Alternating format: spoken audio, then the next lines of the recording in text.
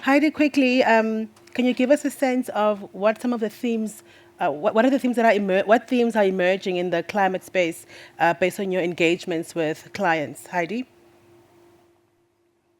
Thanks, Yanela. I think recently I've been engaging with a number of corporate sustainability leaders and around what are the things that are on their mind, what are they thinking about, what are they concerned about. And I think there it's really interesting because, historically energy was a really big theme. It was something that was very present on everybody's mind. Resilience from an energy perspective was really, really top of mind. But because of changes in policy and because of some of the work the bank has done, there's been a massive investment in renewable energy.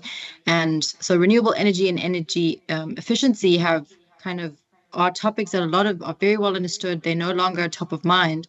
We're now heading into the next phase where new topics are already emerging. So some of those themes are around water and water resilience and water security.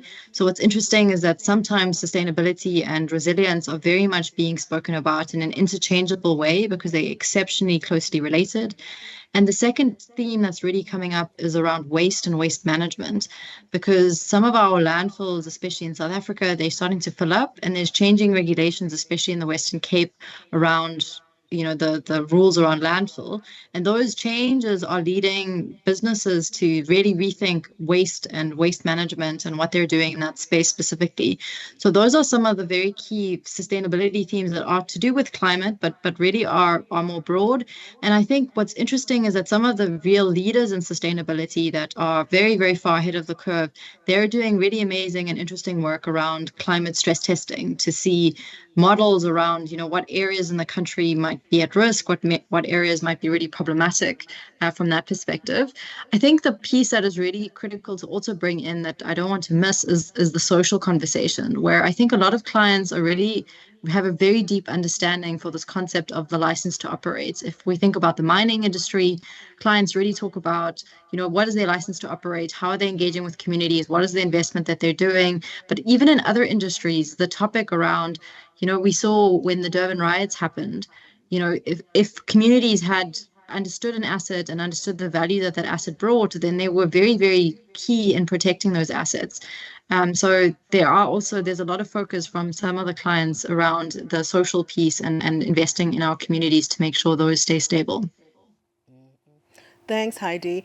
And what are the standout key impact areas from the sustainable finance strategy for 2024? If you can maybe just share two key highlights and how they've advanced the sustainability agenda for Africa.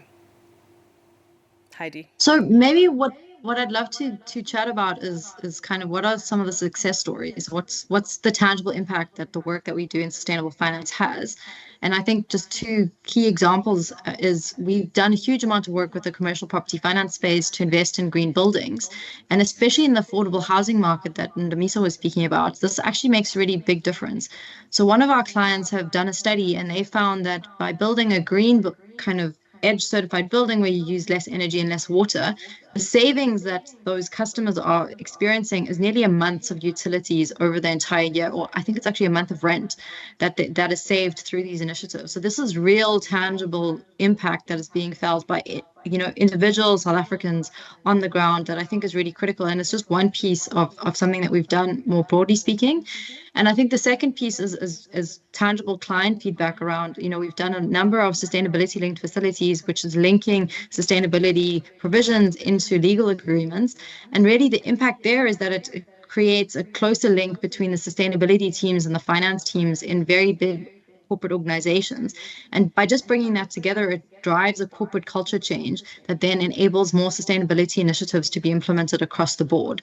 So that's kind of some feedback that we've gotten directly from clients.